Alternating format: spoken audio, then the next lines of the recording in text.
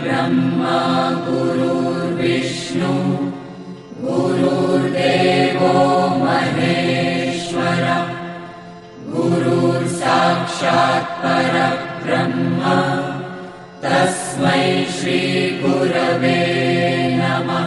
गुरुर्ब्रह्मा गुरुर्विष्णु गुरुर्देवो महेश्वर गुरुर्साक्षात् परब्रह्म तस्मै श्री गुरवे नमः। गुरुर्ब्रह्मा गुरुर्विष्णु गुरुर्देवो महेश्वर गुरुर्साक्षात् परब्रह्म तस्मै श्री गुरवे नमः।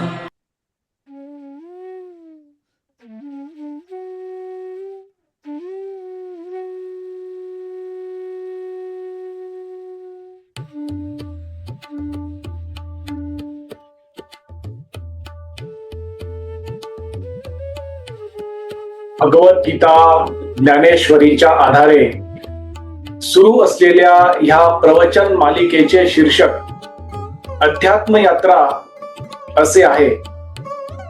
अध्यात्म यात्रेचे आजचे हे 103वे प्रवचन पुष्प आहे। ह्या अध्यात्म यात्रेत सहभागी झालेले माझे सर्व सहप्रवासी साधक बंधू भगिनी, आपल्या प्रत्येकाच्या हृदयात सदैव उपस्थित व उपलब्ध असणाऱ्या भगवंतास, गुरुतत्वास साष्टांग नमस्कार। ही प्रवचन मालिका भगवान श्रीकृष्ण, प्रभू श्री राम, संत ज्ञानेश्वर माऊली व सद्गुरु श्री ब्रह्मचैतन्य गोंदवलेकर महाराजांच्या आधाराने, आशीर्वादाने, कृपेने, इच्छेने व फक्त त्यांच्याच कर्तृत्वाने सुरू आहे। आपण भगवद्गीता ज्ञानेश्वरीचा 9वा अध्याय राजविद्या राजगुह्य योग याचे अध्ययन रूपी श्रवण करत आहोत। कालच्या 102व्या प्रवचन पुष्पात आपण भक्तीचे प्रकार किती आहेत व एक मनुष्य भगवंताला का विसरतो त्याची 5 कारणे कोणती आहेत हे आपण कालच्या 102व्या प्रवचन पुष्पात श्रवण केले।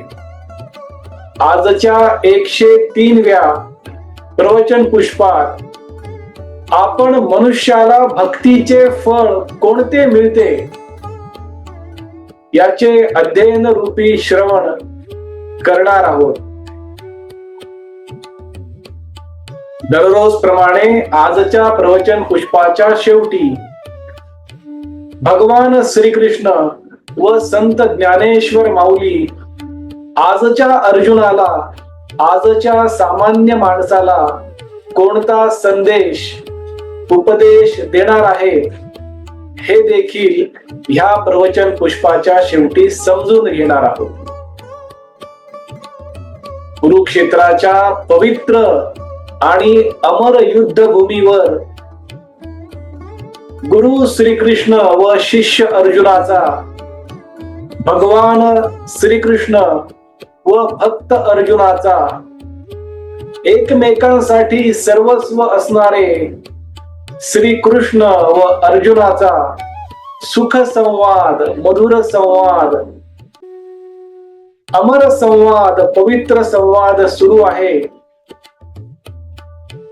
भगवान श्रीकृष्ण अर्जुनाला विविध विषयावर मार्गदर्शन करून त्याला अंतर्बाह्य स्थिर, शांत व प्रसन्न करण्याचा प्रयत्न करत आहेत। ह्या स्थिरतेच्या आधारे अर्जुनाने त्याचे कर्म, युद्ध कर्म, स्वकर्म, नियत कर्म सर्वोत्तम प्रकारे, सर्वोत्कृष्ट प्रकारे करावे हीच भगवान श्रीकृष्णांची अपेक्षा आहे आणि भगवंताचे हे मार्गदर्शन श्रवण करून अर्जुन देखील हळूहळू स्थिर, शांत व प्रसन्न होताना स्पष्ट जाणवत आहे. अर्जुनाची ही स्थिरता पाहून विवेकाचे महापर्वत असणारे भगवान श्रीकृष्ण, प्रेमाचे, करुणेचे, दयेचे, आनंदाचे, समाधानाचे महासागर असणारे गुरु श्रीकृष्ण, प्रसन्नतेचे, विनम्रतेचे सर्वोच्च दीपस्तंभ असणारे गुरु श्रीकृष्ण, आत्मज्ञानाचे सदैव तळपत असणारे महातेजस्वी ज्ञान सूर्य गुरु श्रीकृष्ण अत्यानंदी होतात, अतिप्रसन्न होतात व अर्जुनाला पुढे संवाद साधण्यास सुरुवात करतात.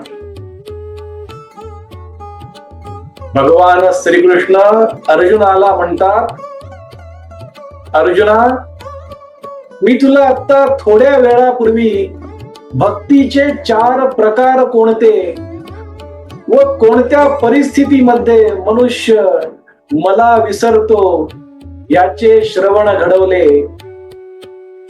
आता मी तुला भक्तीचे फळ कोणते, माझी अनन्य भक्ती करणाऱ्या भक्ताला सर्वश्रेष्ठ फळ कोणते मिळते याचे श्रवण घडवतो. ते देखील तू स्थिर व शांत चित्ताने समजून घे अर्जुना. अर्जुना, माझी अनन्य भक्ती करण्याचे विविध मार्ग आहेत. वेगवेगळ्या प्रकारे माझी अनन्य भक्ती केली जाऊ शकते अर्जुना. प्रत्येक क्षणी माझे नित्य नामस्मरण करून माझी भक्ती केली जाऊ शकते. कीर्तनाद्वारे, भजनाद्वारे, प्रवचनाद्वारे माझी भक्ती केली जाऊ शकते. दम म्हणजे इंद्रियांचे दमन ध्यान योगाच्या आधारे करून ध्यानाच्या आधारे देखील माझी भक्ती केली जाऊ शकते अर्जुना. शम म्हणजे मनाचा, अंतःकरणाचा निग्रह करून त्याच ध्यान योगाच्या आधारे माझी भक्ती केली जाऊ शकते अर्जुना. अर्जुना, द्वैत भावनेने माझी भक्ती केली जाऊ शकते व अद्वैत भावनेने देखील माझी भक्ती केली जाऊ शकते. द्वैत भावना म्हणजे भक्त माझ्यापासून वेगळा आहे अशी भावना भक्ताच्या मनामध्ये निर्माण करून तो भक्त माझी उपासना, माझी भक्ती करू शकतो. तर अद्वैत भावनेच्या आधारे म्हणजे मी आणि माझा भक्त आम्ही दोघेही एकरूपच आहोत ह्या भावनाने जी भक्ती केली जाते ती अद्वैत भावना. ह्या अद्वैत भावनेच्या आधारे देखील माझी भक्ती केली जाऊ शकते अर्जुना. माझी अनन्य भक्ती ज्ञानाच्या आधारे, ज्ञान यज्ञाच्या आधारे देखील केली जाऊ शकते. आत्मज्ञानाच्या आधारे माझी शुद्ध जाणीव, शुद्ध चैतन्य ह्याची ओळख करून घेऊन देखील माझी भक्ती केली जाऊ शकते अर्जुना. ज्ञान यज्ञ 2 प्रकारे केला जाऊ शकतो. पहिला प्रकार एकत्वेन म्हणजे मीच सर्व काही आहे, वासुदेवच सर्व काही आहे, हा श्रीकृष्णच सर्व काही आहे आणि भक्त हा त्या श्रीकृष्णाचा अंश आहे, त्याच परमात्म्याचा, विश्व चैतन्याचा, ब्रह्म चैतन्याचा अंश आहे. ही भावना ठेवून ज्ञानाच्या आधारे ह्या पहिल्या प्रकाराने माझी अनन्य भक्ती केली जाऊ शकते. ज्ञान यज्ञाचा दुसरा प्रकार पृथुकतेन, म्हणजे या सूर्यात, चंद्रात, पृथ्वीत, अग्नी, जल, वायू, आकाश, प्रत्येक सजीवात, प्रत्येक निर्जीवात तो भगवंत आहे, म्हणजे मी आहे, ह्या भावनेने अणु रेणूत देखील, पाना फुलात देखील, फळात देखील मीच आहे, या भावनेने जी भक्ती केली जाऊ शकते ती पृथुकतेन, या ज्ञान यज्ञाचा दुसऱ्या प्रकारे देखील भक्ती केली जाऊ शकते. अर्जुना, ह्या शरीराच्या आधारे केले जाणारे प्रत्येक कर्म करून प्रत्येक कर्म ईश्वरार्पण बुद्धीने करणे ही देखील माझी अनन्य भक्तीच आहे. अर्जुना, प्रत्येक शारीरिक कर्म म्हणजे उठणे, बसणे, चालणे, बोलणे, खाणे, पिणे, झोपणे, हे प्रत्येक कर्म ईश्वरार्पण बुद्धीने करणे ही देखील माझी अनन्य भक्ती करण्याचा एक प्रकार आहे. अर्जुना, मनाचा निग्रह करून मी घालून दिलेल्या उदाहरणाचे अनुकरण करून माझ्या परमभक्ताचे अनुकरण करून देखील माझी अनन्य भक्ती केली जाऊ शकते. अर्जुना, माझी भक्ती कोणत्याही प्रकारे केली, माझी अनन्य भक्ती मी आता सांगितलेल्या वेगवेगळ्या प्रकारातून कोणत्याही प्रकारे जरी केली तरी त्या भक्ताला त्याच्या भक्तीचे फळ मिळते. आणि ते फळ कोणते आहे याचे सत्य मी तुला सांगतो, ते देखील तू स्थिर व शांत चित्ताने समजून घे. अर्जुना, माझी भक्ती, अनन्य भक्ती जो मनुष्य करतो त्या मनुष्यालाच ईश्वरत्व प्राप्त होते. ईश्वरत्व म्हणजे भक्ती करत करत माझा भक्त मीच होऊन जातो. भक्त आणि भगवंतामध्ये कडमात्र फरक राहत नाही. भक्तच भगवंत होतो आणि भगवंत त्या भक्ताचा भक्त होतो. अर्जुना, अशा प्रकारे भक्ताला ईश्वरत्व प्राप्त होते. अर्जुना, जेव्हा एखादा मनुष्य भक्तीने प्रत्येक कर्म करतो त्या मनुष्याला कर्माचे बंधन लागू पडत नाही. अर्जुना, कारण तो मनुष्य भक्तीच्या आधारे कर्म करत आहे, त्यामुळे कर्मफळ आणि कर्तेपणा याचा विचार देखील तो करत नाही. त्यामुळे कर्माच्या बंधनातून मुक्त होणारा असा हा माझा अनन्य भक्त असतो. अर्जुना, हा माझा अनन्य भक्त कर्म बंधनातून मुक्त झाल्यामुळे माझ्याशी प्रत्येक क्षणी जुडलेला असतो. अर्जुना, त्याने केलेले प्रत्येक कर्म ईश्वरार्पण बुद्धीने केलेले असल्यामुळे त्याला कुटुंबात राहूनच संन्यास योगाचा लाभ मिळतो. अर्जुना, अशा माझ्या ह्या अनन्य भक्ताला ईश्वरत्व प्राप्त करून देऊन हेच मी सर्वात मोठे, सर्वात महान फळ माझ्या भक्ताला देतो.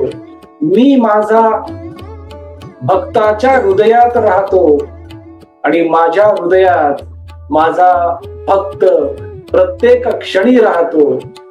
किंबहुना मी माझ्या भक्ताशिवाय एक क्षण देखील राहू शकत नाही. अर्जुना, असा हा माझा अनन्य भक्त माझ्याशी प्रत्येक क्षणी जुडलेला असतो, तर मी देखील माझ्या भक्ताशी प्रत्येक क्षणी जुडलेला असतो. अर्जुना, आणि त्याला मी ईश्वरत्व प्राप्त करून देतो आणि मी देखील मुक्त जीवन जगतो अर्जुना. असा हा माझा भक्त आणि मी एकरूप होतो आणि आम्ही दोघेही मुक्त जीवन जगतो अर्जुना. अर्जुना, तू देखील माझी अनन्य भक्ती करत आला आहेस. बाल अवस्थेपासून तू माझी अनन्य भक्ती करत आलेला आहेस. तुझे प्रत्येक कर्म तू माझी उपासना म्हणूनच करत आलेला आहेस. कोणतेही कर्म करताना तू सर्वोत्तम प्रकारे, सर्वोत्कृष्ट प्रकारेच केलेले आहेस. या कुरुक्षेत्राच्या रणांगणावर आसक्तीमुळे, मोहामुळे, ममतेमुळे तू तुझे कर्म करण्याचे टाळण्याचा प्रयत्न करत आहेस अर्जुना. अर्जुना, तू माझा ज्ञानी शुद्ध परम भक्त आहेस, अनन्य भक्त आहेस. हे परत एकदा तुझ्या स्मरणात आण आणि तुझे कर्म, युद्ध कर्म करताना कर्म फळाचा, कर्तेपणाचा साधा विचार देखील इथेही मनात आणू नको अर्जुना. तेव्हाच तू तुझे कर्म नेहमीप्रमाणे सर्वोत्तम प्रकारे, सर्वोत्कृष्ट प्रकारे करू शकशील आणि तुझे जीवन अंतर्बाह्य, स्थिर, शांत, नेहमीप्रमाणे आनंदी, समाधानी, प्रेमळ, करुणामयी, विवेकी, विनम्र व प्रसन्न करून परिपूर्ण यशस्वी जीवन नेहमीप्रमाणे तू आज आणि ह्या नंतर देखील जगू शकशील अर्जुना. अशा प्रकारचे मार्गदर्शन भगवान श्रीकृष्ण द्वापार युगातील अर्जुनाला करत आहेत आणि त्याने त्याचे कर्म, युद्ध कर्म, स्वकर्म, नियत कर्म सर्वोत्तम प्रकारे, नेहमीप्रमाणे सर्वोत्कृष्ट प्रकारे करावे. कारण अर्जुन हा भगवान श्रीकृष्णांचा, गुरु श्रीकृष्णांचा अनन्य भक्त आहे, अनन्य शिष्य आहे. याची आठवण परत एकदा भगवान श्रीकृष्ण द्वापार युगातील अर्जुनाला करत आहेत. आजच्या अर्जुनाला, आजच्या सामान्य माणसाला भगवान श्रीकृष्ण, गुरु श्रीकृष्ण व संत ज्ञानेश्वर माऊली हाच संदेश, हाच उपदेश देत आहेत की ह्या सृष्टीचा उत्पत्ती करता, निर्माता, संरक्षक, पालनकर्ता व निरीक्षक तो भगवंतच आहे. त्या भगवंताला कर्माचे बंधन तो स्वतः लागू देत नाही. तो भगवंत त्याच्या कर्मापासून सदैव अलिप्त असतो. पण जो कर्म तो भगवंत देखील करतो, तो सर्वोत्तमच करतो. मग मनुष्याने त्याच्या जीवनामध्ये कौटुंबिक कर्म, व्यवहारिक कर्म, सामाजिक कर्म करत असताना ईश्वरार्पण बुद्धीने करावे.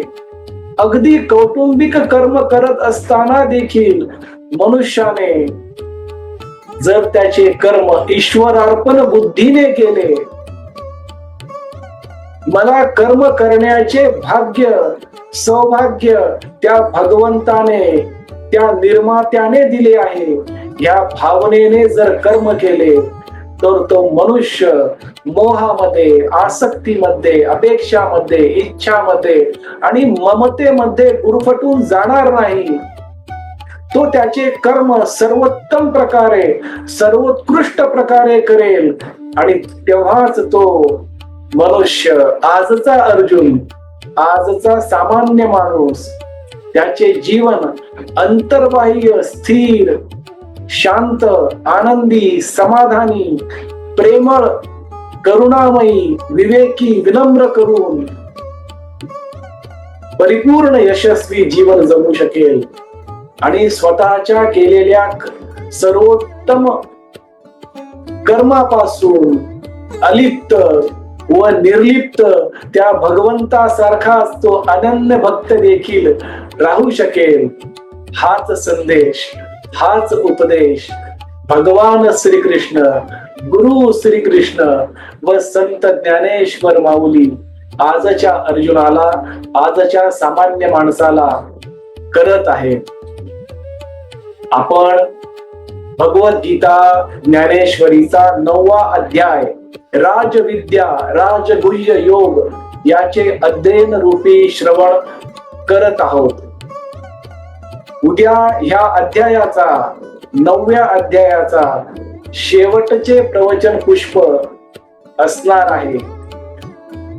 उद्या 104व्या प्रवचन पुष्पात आपण मनुष्याच्या जीवनाचे परम सत्य कोणते आहे, जे या 9व्या अध्यायामध्ये भगवान श्रीकृष्णांनी द्वापार युगातील अर्जुनाला तर सांगितलेलेच आहे, पण तो उपदेश, ते परमसत्य आजच्या अर्जुनाला देखील कसे लागू पडते आणि ते परमसत्य, मनुष्याच्या जीवनाचे परमसत्य कोणते आहे, हे आपण उद्या 104व्या प्रवचन पुष्पात समजून घेणार आहोत, अध्ययन रूपी श्रवण करणार आहोत.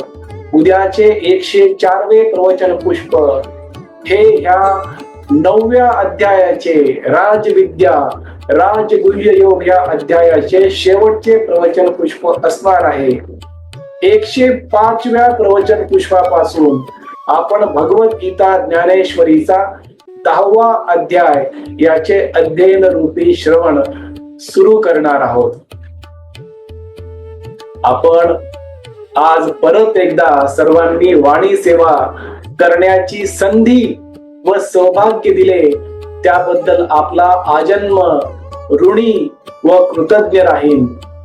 आजची झालेली वाणी सेवा भगवान श्रीकृष्ण, प्रभू श्री राम, संत ज्ञानेश्वर माऊली व सर्व संतांच्या चरणी, सद्गुरु श्री ब्रह्मचैतन्य गोंदवलेकर महाराजांच्या पवित्र पादुकावर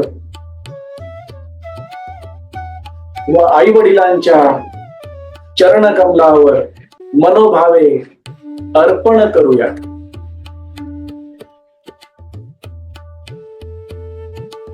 हरे राम राम राम हरे हरे, हरे कृष्ण कृष्ण कृष्ण हरे हरे, हरे राम राम राम हरे हरे, हरे कृष्ण कृष्ण कृष्ण हरे हरे. सद्गुरुनाथ महाराज की जय.